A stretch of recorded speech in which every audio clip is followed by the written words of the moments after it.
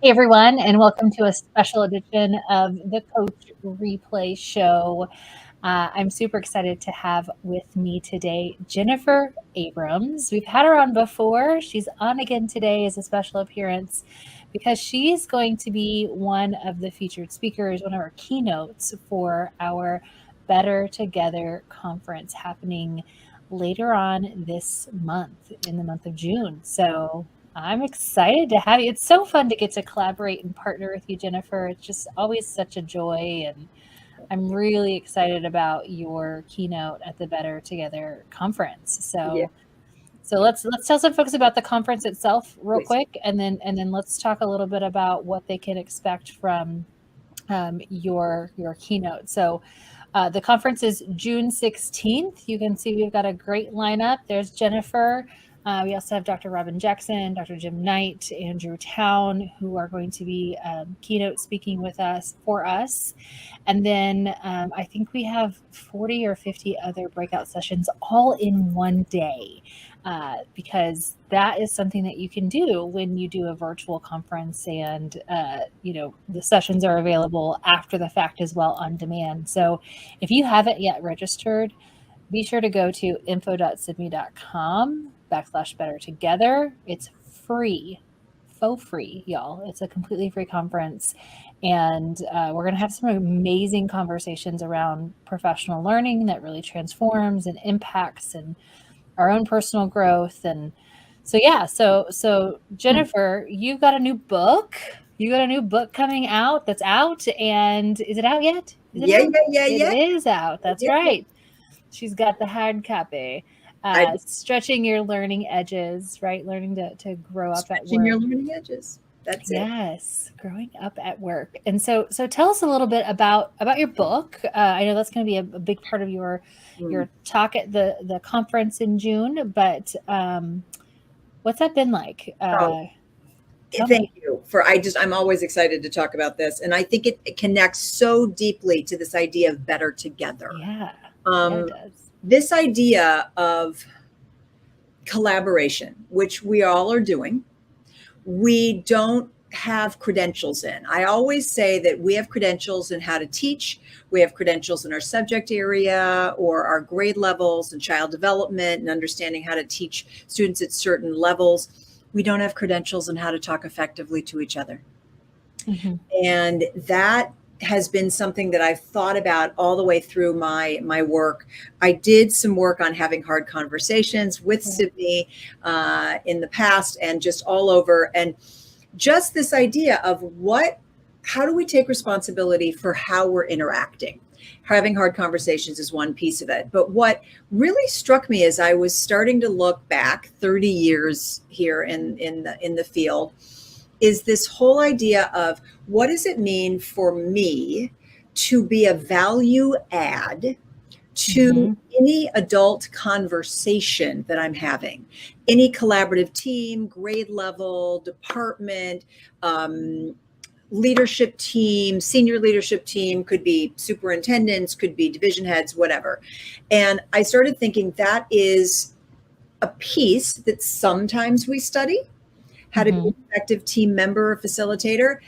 But it's even more important than that. It's like the behind the scenes skills for that.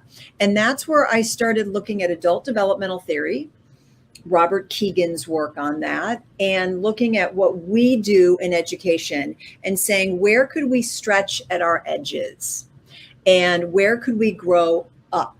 I'm not trying to be diminishing. I'm not saying that we're adolescent, although I can be adolescent at 4:00 in the afternoon and hypoglycemic and cranky. It's like or on a Monday, just a Monday can do that. Just a Monday can do that, right? Or you're tired and it's this time of year and you're just not really your best adult self. So where can we grow up, be at the top of our job descriptions? How can we develop ourselves? And that's what I'm going to be talking about, is that I started thinking, this is first edition of the book, 5 facets where we could really look at this. And that's what I'll be talking about at the conference. I love it. I love it. And, I think it's so valuable, especially as we're thinking about, the where we all are right now in our worlds. You and I were talking about this just the other day, how, you know, we're finally coming out of our shells just a little bit that we've been protecting and hiding ourselves in for the last couple of years. And, you know, for some people that's such a relief, and it's they're, you know, they feel like they're kind of getting back in the world. But for others, you know, surprisingly, even for some, surprisingly for me, who I'm an extrovert and I like to get out and I like to do things, I'm also finding myself a little bit like, oh, but I kind of like the slow pace of things. And you want me to drive how far for a baseball game? 30 minutes? Are you kidding me? But I mean, but there's just been this shift. And I think that through all of the trauma and all of the just everything that we've all had to go through in the past few years, I think emotions have been more on edge and high. And, you know, for some things it's been, you know, we could validate the reasons that people are saying no to specific things or getting upset about things, and just the conversations that we've been having have just been a little bit more electrified lately. And I appreciate the work that you do, because you talk about the importance of having these difficult conversations, these important conversations, but also still maintaining the humanity in it all, right? And really just kind of thinking about, how do we have these as adults? How do we have productive conversations that really get to the heart of things? It's not about not having the conversation, sweeping things under the rug, using things as excuses, right? But to really just have true conversations. And so I think that's just so timely, as we're all kind of getting back and we're all kind of coming out and growing up. And I love it. I really love that. It's funny that you mentioned that, because immediately I started thinking, you know, when you said having the conversations, and a part of what I'll talk about is actually having them, interpersonal conversations. That's a piece. Those are some of the facets of taking responsibility for your interactions. I think that's a stretch edge for many of us. Right. How do we express a concern before it becomes a complaint?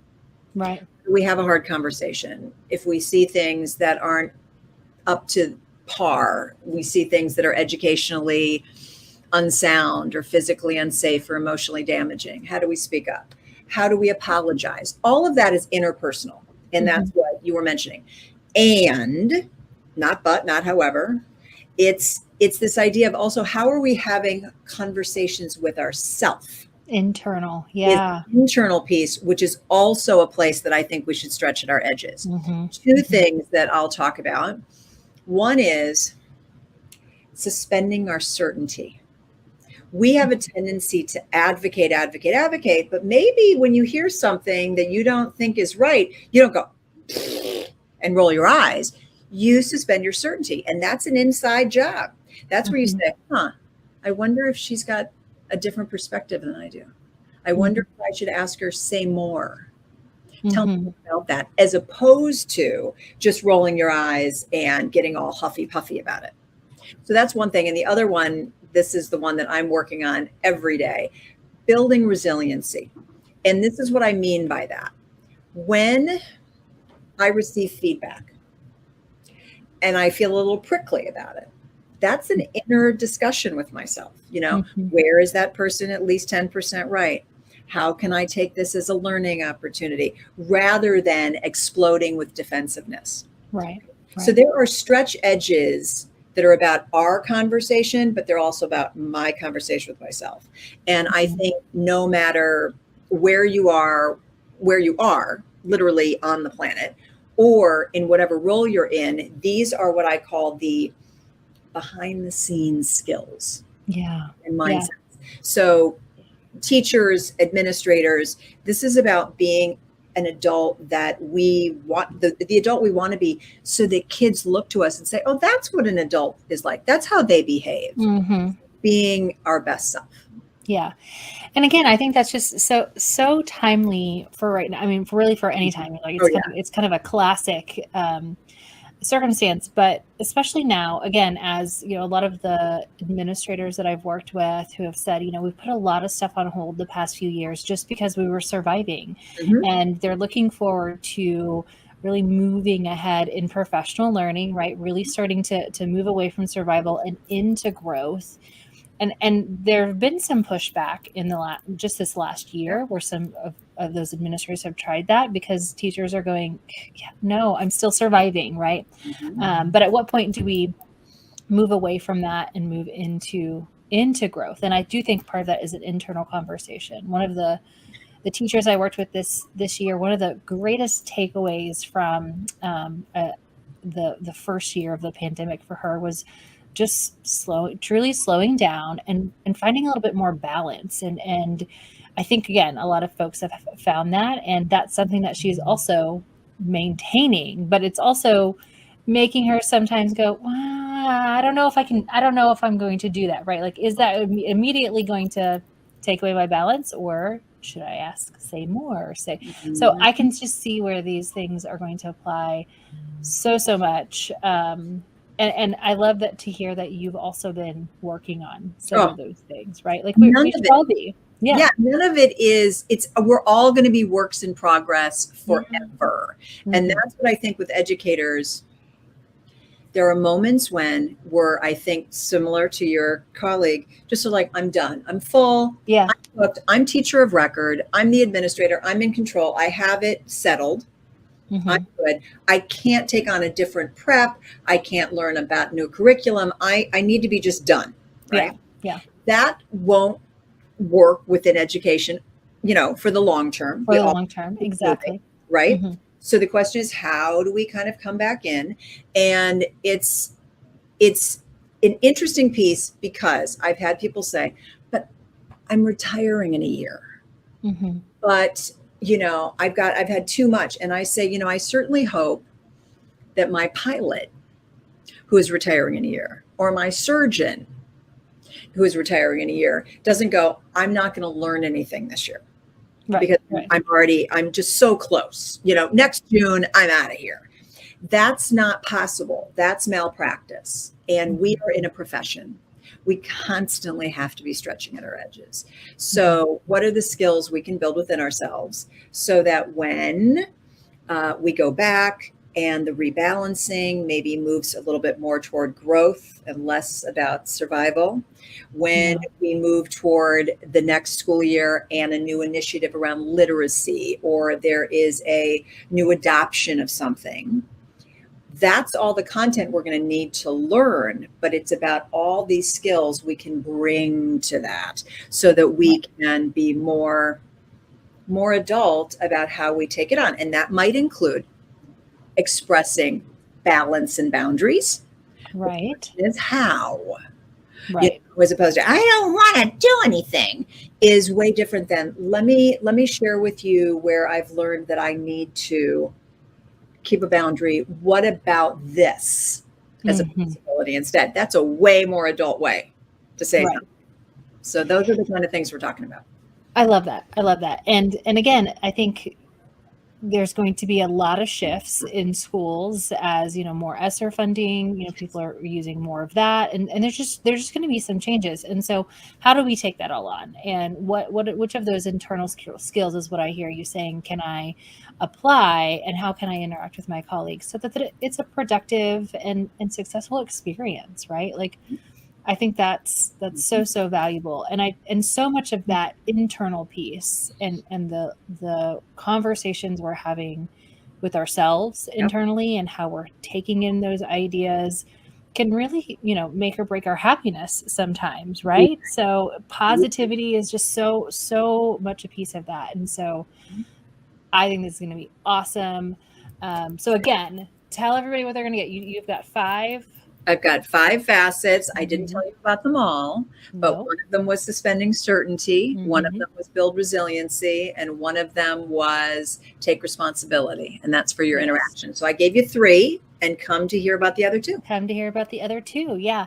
The whole conference is happening inside Sibme's platform, which is pretty exciting. So I know we've shared a little bit about the platform itself and how transformative that can be in professional learning, but it is a tool for professional learning. And so there's a packet that folks can download and have some notes and access to all of that prior to your keynote. And then of course we'll have you live. So come and join us with Jennifer. I'm super excited to be co-hosting that session with you. And yeah, if you've got questions, drop them in the comments. I know, Jennifer, we've already had so many folks see you on our lineup and go, everybody needs to go to this conference. There's so much you're going to take away from Jennifer. So, and I know that's also been the same with our other keynotes as well. Yeah. Excited. All right, folks. Well, you heard it here, just a little bit of info from Jennifer, a little bit of inspiration.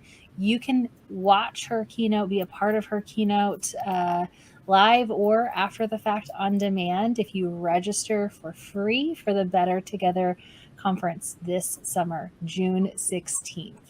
All right. Jennifer, thanks for coming on and telling us just a little bit about your latest work and what to expect. And I'll see you on the 16th. Thank you. All right. Bye, everyone. Bye.